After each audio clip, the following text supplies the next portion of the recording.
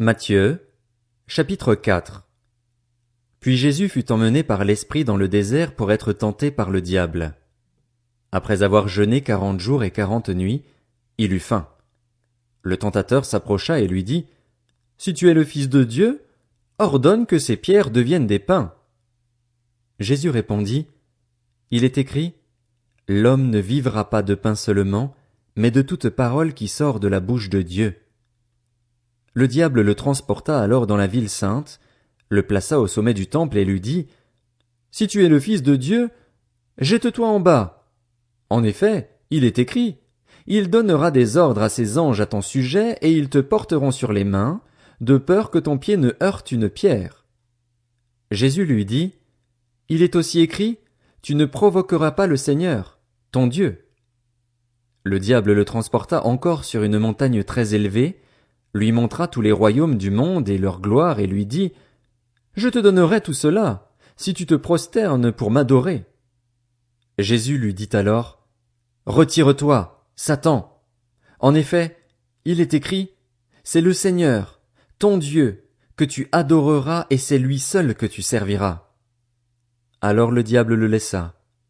Et voici que des anges s'approchèrent de Jésus et le servirent. Lorsqu'il apprit que Jean avait été arrêté, Jésus se retira en Galilée. Il quitta Nazareth et vint habiter à Capernaüm, ville située près du lac, dans le territoire de Zabulon et de Nephtali, afin que s'accomplisse ce qu'avait annoncé le prophète Ésaïe. Territoire de Zabulon et de Nephtali, route de la mer, région située de l'autre côté du Jourdain, Galilée à la population étrangère. Le peuple assis dans les ténèbres a vu une grande lumière, et sur ceux qui se trouvaient dans le pays de l'ombre de la mort une lumière s'est levée. Dès ce moment, Jésus commença à prêcher et à dire, « Changez d'attitude, car le royaume des cieux est proche. » Comme il marchait le long du lac de Galilée, il vit deux frères, Simon, appelé Pierre, et son frère André, qui jetaient un filet dans le lac. C'étaient en effet des pêcheurs. Il leur dit, « Suivez-moi et je ferai de vous des pêcheurs d'hommes. » Aussitôt, ils laissèrent les filets et le suivirent. Il alla plus loin et vit deux autres frères, Jacques, fils de Zébédée, et son frère Jean, qui étaient dans une barque avec leur père Zébédée et qui réparaient leurs filets.